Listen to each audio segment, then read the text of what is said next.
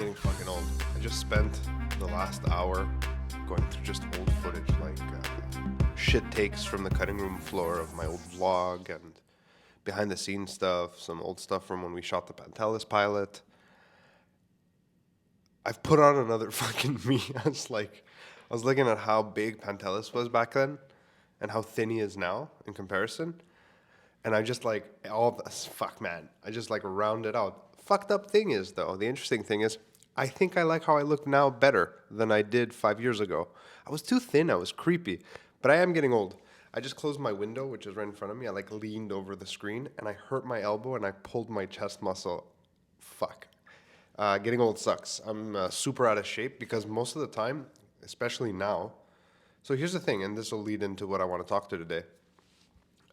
First of all, first and foremost, welcome to Film My Home. My name is Phil Balabanos. I just went into it there. But that's the kind of mood I'm in.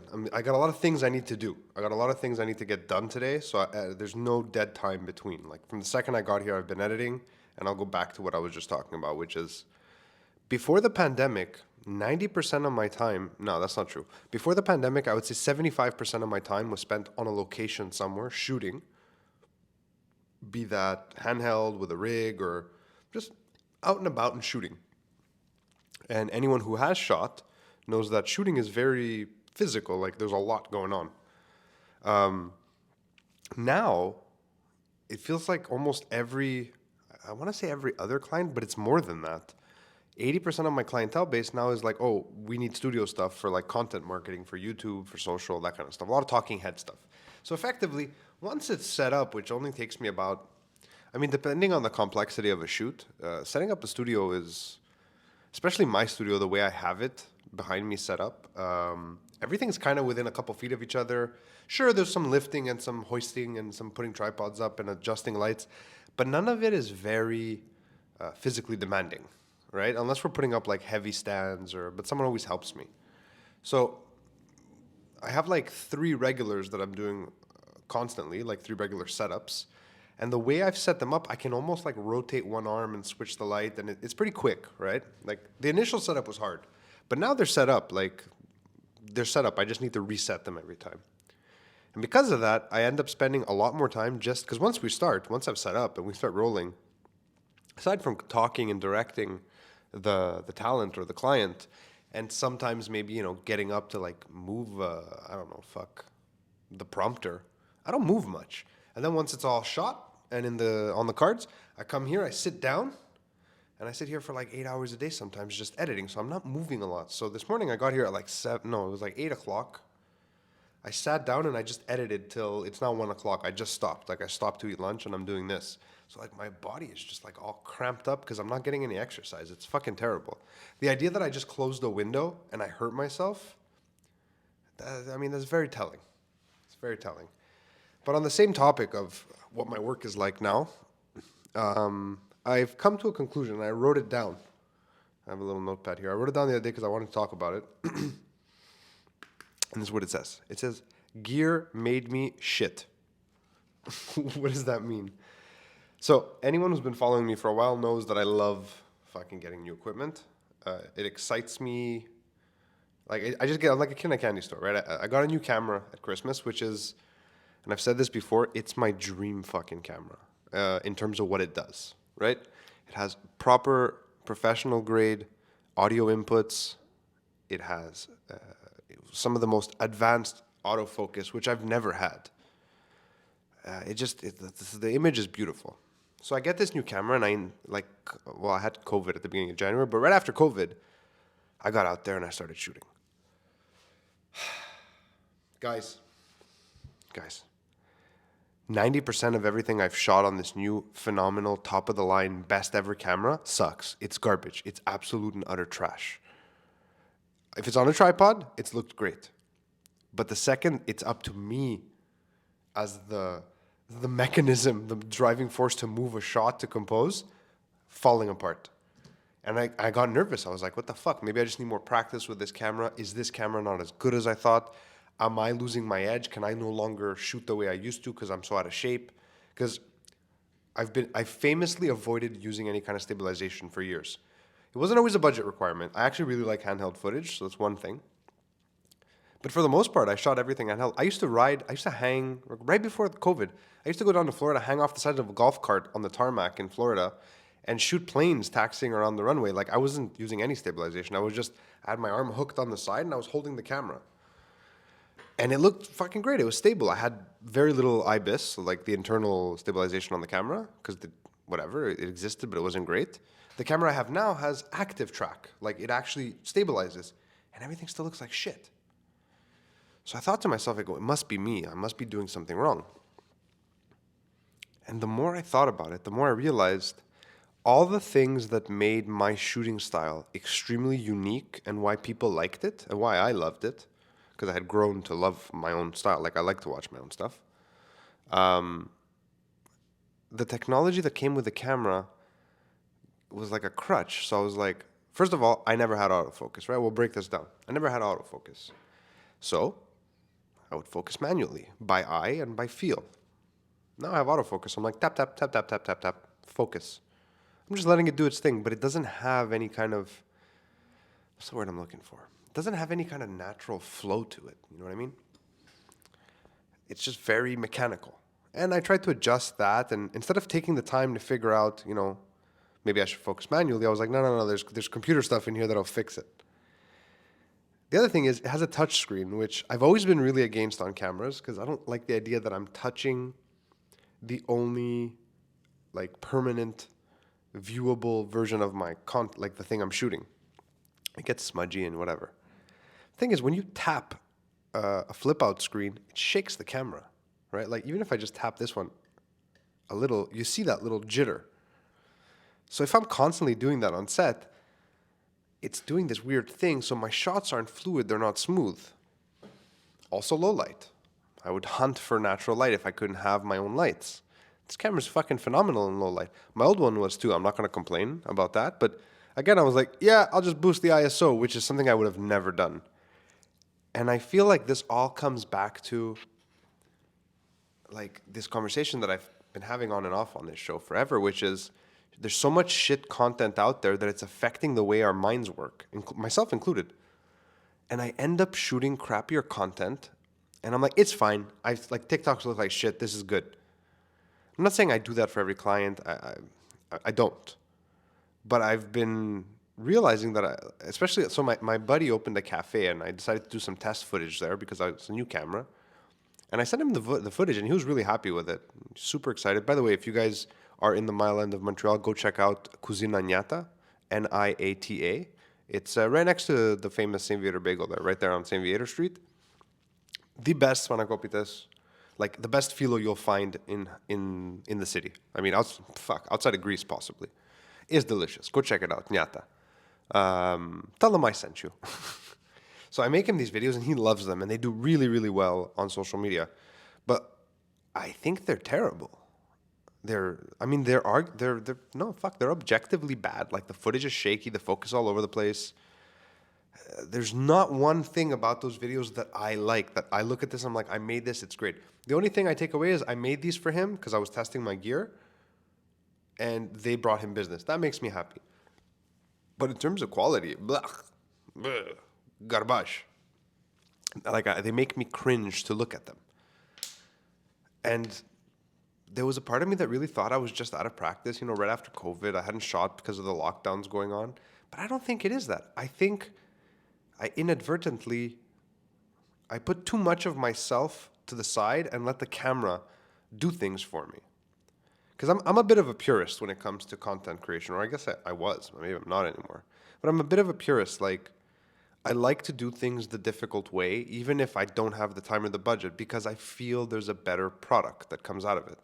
Especially in terms of focus tracking. Sure, sometimes you cannot track a subject that's moving and walking. You need focus tracking. You need automatic focus. It has to be there. Or you need to have someone running focus on the side, like pulling focus for you. But in this instance, these examples that I'm using, I didn't need that. I could have just easily, all I was doing was holding the camera in front of me and shooting something. I could have easily just done what I always did and run the focus myself. But I didn't for whatever reason. I feel like the technology has made me be lazy and has in turn hurt my craft. I have like 12 lenses. Ever since I got this camera, I've only kept one on it. The most expensive one, the most versatile one, and the one with the best autofocus. Why? There's no real reason. This morning I put on my manual lenses, which I have not, like I got a new camera, and normally you get a new camera, the first thing you do is you break out all your fucking lenses and you put them on, you see how it looks. I realized this morning I hadn't even put any of my manual lenses on this camera since I got it. I've had it for 2.5 months. So I stopped what I was doing. I cleared out my workbench in the room behind me. I laid out all my lenses, and one by one I put them on. And I was like, fuck, some of these are phenomenal on here. Like incredibly good, sharp, beautiful. They're good lenses. And it's a good camera, great sensor. I was like, how have I not done this? And that blew my mind. And that's how I knew that the only blame here is on me. I got lazy. They gave me a bunch of cool shit. It distracted me, and I got lazy. So for the next couple of weeks, I'm going to avoid at all costs using my auto lenses because I need to. I became good at what I do because I was broke, didn't have the right equipment, and I needed things to look pro. When I started, so right here, that camera right there, it looks like a Mark II, like a 5D Mark II. It's not. It's a fucking Rebel camera. It costs like $600. I added a battery pack to it so it would look bigger so clients wouldn't question what the hell I was shooting with when I showed up. Because the final product, they couldn't tell the difference. Like, think about that for a second. They couldn't tell. I just wanted the optics to look better. Okay, we're paying this guy. He showed up with a big camera. I mean, that was my first, that was the first camera I used for client work, right? I've also shot movies on that fucking camera that look still to this day good. So it's a fine camera. Gear is not the be-all, end-all of what we do. It helps, but it can really hinder you. And I had never really felt that. I had never felt hindered by my equipment. If you guys are hearing weird noises, I don't know if it's picking up, but like it's raining really weird, and it's like raining sideways into the window. It had never happened to me. I had never been hindered. I had been hindered by too much equipment where it was cumbersome and too much time to set up and that kind of stuff. Like at one point I had a gimbal. I had bought a Moza Air so I could stabilize my footage, and it would take so long to balance it that like I would lose time on set, and I was like, fuck this, and I got rid of it. If I did need stabilized shot, I would hire someone. Nine times out of 10 I would hire my friend Russell because he's actually a great gimbal pilot. And it made more sense to spend, on a half day, like a couple $100, $400, $500, or whatever the rate was for the amount of time he was working, to shoot for me on that project, than to actually have a gimbal, maintain it, take care of it, bring it, transport it, set it up, just to get like 3 shots. Plus, when Russell's there, I get a second shooter, right? So he can help me with other stuff. It's nice. Excuse me. So I had never been hindered by the actual quality of the equipment, but this time I was. And it was a really weird feeling. But I go back to the Canon Rebel T3i. Like, I made it look better, the physical camera itself, so people wouldn't question it. But the footage coming out of it, I mean, I should not have been able to get what I was getting. I was going out of my way. I was contorting my body into strange fucking positions to get angles just to make sure that the composition was interesting, visually interesting, that it furthered my storytelling needs for that scene. And I did for the most part. I mean, I'm sure I shot some bad footage on there too. I've seen it. But the crazy thing is, because I didn't have the things I needed, I worked 10 times harder. Now that I have all the things I need, somehow instead of just working normal, or at least slightly bit less hard, just so I can balance back, I went back to not even, it's not that I'm not trying, it's just, I think I'm trying, but after I'm like, no, I was just with the autofocus. And it was not a conscious decision. I'm like, I think I was just so excited to have these things again, or not again, but to have these things, that I don't know, I became obsessed with using them. Just because I have autofocus and it's the best on the market doesn't mean I need it all the time, right? Excuse me, I'm choked on something. Sorry, guys. Sorry for all the coughing into the microphone. But yeah, just because I have something doesn't mean I need to use it all the time. A few months ago, I was shooting a masterclass, and the autofocus on my older camera, even though the sensor is phenomenal, not great. The A7S Mark II, it's fine. And we lost focus during the shoot, and I was just like, oh man, how did this happen? And then I got this new camera and I was like, I'm never going to let this happen again. And then 2 weeks ago, I let it happen again with the new camera because I pressed autofocus. I put like, you touch the person's eye on the screen, right? Just doop, and it locks onto their eye. But I didn't check it. Like, it's so stupid. Now I'm saying it out loud. I'm so embarrassed. I pressed it, right? Dook. I saw the little square. But I never looked at it again. I was like, okay, well, it's good. And I just sat and I was waiting for the scene to end because it was just like a talking head thing. Then I played it back. Thank God I played it back because something had happened at the end, something else. So I played it back. I'm like, fuck, none of this is in focus. And the client goes, don't you have like the craziest autofocus? Because I was bragging about my autofocus. I was like, yeah, but it has like fucking a flaw. Someone needs to engage it and make sure it's working. And I didn't. So we shot it again. There was no harm, no foul there. And we had a good laugh about it. But like, what the fuck, Phil? I look at my frame 1,000 times during even a 10-second shot. Here I just pressed it and I looked away. So yeah, I'm embarrassed saying these things out loud. Honestly, I've had mishaps over the years where I thought I pressed record and I didn't. I think we all have. I've shot a beautiful scene with no SD card in. I've snapped a photo with the lens cap on. We've all done it. It happens. But like, to have your focus be so off when you're using autofocus when you don't need to be because the focus was a simple setup, oof, unforgivable. It's unforgivable. I'm very upset with myself. So I'm only going to shoot manual lenses for the next couple of weeks, except for my studio, like the recurrings. I can't really switch lenses. Like we're midway through a project. I need to kind of keep it looking good, and it does look good, so I'm not going to complain. But anything that's on location, like I have a few things coming up in the next 10 days, I'm going to shoot them on manual lenses, old school, like pre-pandemic Phil, fucking hustling and just trying to get the most beautiful image as possible. And I would suggest that anyone who's in a similar situation to me, where you've just now suddenly upgraded some of your gear, fucking go back to your old gear. Keep your camera, I'm not saying, but even if you're not going to go back to your old gear, relearn the things that made you worth the money. You know what I mean? There's certain things that we all pick up over the years, and there's a specific aesthetic to all of us, like the way we shoot, photographers, cinematographers, even writers, right? Less equipment involved, but I'm saying. Like, I'm not saying go break out your typewriter. But what I'm saying is that aesthetic, that thing that made that footage yours, because you were driven to capture images the way you saw them, there's something very unique about that. And it can't be sold, and it's very difficult to replicate. Go back to those things, the reasons that you developed that style. Go back to manual focusing. Go back to pivoting instead of using a gimbal. Go back to multiple takes on sticks, if you need to, on a tripod, instead of some weird gimbal follow shot that doesn't really serve any purpose. It's just, whoa, we got a gimbal, it looks cool, right? I'm not saying don't do a long take. Do a fucking long take if you want. I'm just trying to make the point that go back to basics from time to time, and that's what I'm going to be doing, because I like I said, I've never been more upset with myself ever. Until I saw that footage, I was like, I have one of the best cameras on the market.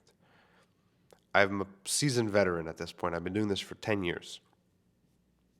I've won awards. I've screened at huge festivals. I've worked with fucking multi-billion-dollar corporations. I've produced incredible content over the years. And I shot this. I shot this shaky, handheld, garbage-looking, it looks like it's from a student film. Shit. Embarrassed. But it took me down a peg. It really did, and it like kicked me in the ass, and I'm kind of happy it happened. But yeah, that's it. I'm just saying, don't let the gear dictate the story. You dictate the story. The gear is a tool. It's a tool for you to tell your story. And I hope that makes sense. I hope this hasn't been a weird little diatribe. I am going to jump off this topic and talk about something else I want to talk about, which is a new project, okay? For the last month and a half or 2 months, I've been working kind of quietly. Like I've mentioned it a few times, but we haven't really shared anything, with a new client who started a really cool project, and came to me to produce that project. He is an older client. And I don't mean like he's a geezer. Like, that's not what I'm saying. I just mean he's a client that I worked with maybe 5 years ago once while I had a partner And anyone who knows me knows the story with my partner, like, because I've told that agency story. It didn't go well. I jumped into something out of more fear than excitement, and it bit me in the ass in the end. And it took me a long time to bounce back from that kind of like business fiasco that I mean, it was no one's fault but my own at the end of the day. Like, for all the blame that could be attributed to different things, it was mostly my fault for not asking the right questions. But during that time, and this is why I don't regret anything I've ever done in life. Really, truly, truthfully, I don't regret anything, because anything I've done, anytime I failed, any mistake I've made, has led me to something more interesting. And in that failed business endeavor, I met Mike. We made some cool videos for him and his partner, and then I never heard from him again because, I mean, it was weird. I lost touch with that company, right? Mike appears out of the woodwork, tells me I'm the crypto guy now. I'm like, what do you mean? So Mike's a financial investment advisor, and he manages fucking people's wealth. Like, I mean, that's what he does. I don't fully understand what they do. Like, I know what they do, but you know what I mean. I'd let him explain it to you rather than try and explain it. It's kind of like when I try to tell people what my wife does. I don't fucking really know. I kind of know, but you don't want me to tell you. So he's a big geek, basically. I mean, sorry, Mike. He's basically a big geek. He loves all kinds of future tech, and he's in the crypto space, like personally. I mean, he's in the crypto space. He's into NFTs, Web 3.0, anything that is the future of the digital economy, the next version of the economy 3.0, if you will. So he tells me, I want to launch this project where basically short form videos where I explain different topics that have to do with this and how they apply to investment. I said, okay, that's fucking interesting. I would watch that. From crypto to emerging technologies, or how emerging technology can change laws and how that affects investment portfolios, and blah, blah, blah, blah, like so on and so forth. And once a week, a podcast, like where you can bring on guests, or maybe you can go deeper into a topic that we covered in the show. That has now launched, but it's a soft launch. So you can find it online, but unless I give you the link, you can't get to it. But I will give you the link. The link is, I won't even write it down. I'm just going to say it and force people to try and figure out what I'm saying. It's about the next wave of the digital economy, right? So we decided to call the show Economics, but it's spelled Threeconomics. So three and then Conomics. Threeconomics.io. It's a soft launch. If you guys get there, because like I said, I'm not going to write it down anywhere. If you manage to get there to threeconomics.io, subscribe to the channel, subscribe to the podcast RSS. The podcast is already available, the first one. It is a test run. We're probably going to take that one down. So if you want to hear it before it disappears forever, Mike trying to effectively, what's the expression? Find his voice as a podcaster, because that's what we did. I basically left the camera on. I told him, do not talk to me. And I walked off, created the most awkward environment for him ever. And that was his baptism of fire. Now he's good. Like, we're shooting more stuff, and like all of a sudden he's fleshed out. So threeconomics.io, let me know what you guys think of it. Like, I would love some feedback from, like, most of the people who follow the show and follow my channel have been following me for a long time. So like, you've seen a lot of what I do. I do value your opinions. I would love to know. You can comment on this video, or you can DM me on Instagram if you want. And I'm pretty excited about it. Like, last night I put on all the episodes that we had. There's like 4 out now. Again, soft launch. They're not publicly available, but they're unlisted. You can get them from the website though. And I was like, fuck, I can watch this. Like, I could easily watch 5 episodes of this instead of like, MKBHD, who does similar source material, but he does it from a different angle. He's just looking at the tech and what's cool. Here we're looking at how it affects investment and how it affects the economy and how it affects you, basically. And that's it. Oh shit, I just made all the noise in the world. I kicked something. I'm sorry. That is all the time I will take of your day today. I hope today, when you listen to this, whenever that may be, maybe in the future, you had a good time. I hope my self-destructive rant at the beginning, where I basically told everyone that I hate myself as an artist today, that's just today. I mean, yesterday I thought I was awesome. Today I'm just mad at myself. I hope that made you think. If you do any kind of art, which I mean we all do to some extent, keep that in mind. Go back to the basics sometimes. Go back to the things that made you good at what you do, right? Or that made you love what you do.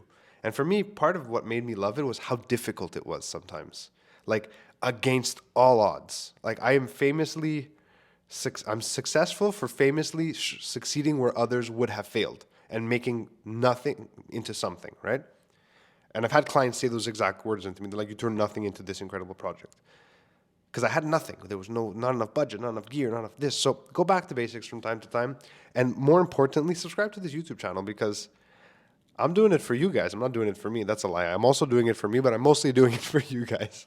If you're still with me, my name is Phil Balabanos, balabanos.com if you want to reach out. Go check out 3economics.io and tell me what you think. I sincerely would love to hear what people think of it before we do our official launch. And I'll see you in the next podcast. I may or may not be wearing the same shirt because I may or may not just film it after this one. You'll never know. You'll have to wait till next week to find out. Goodbye.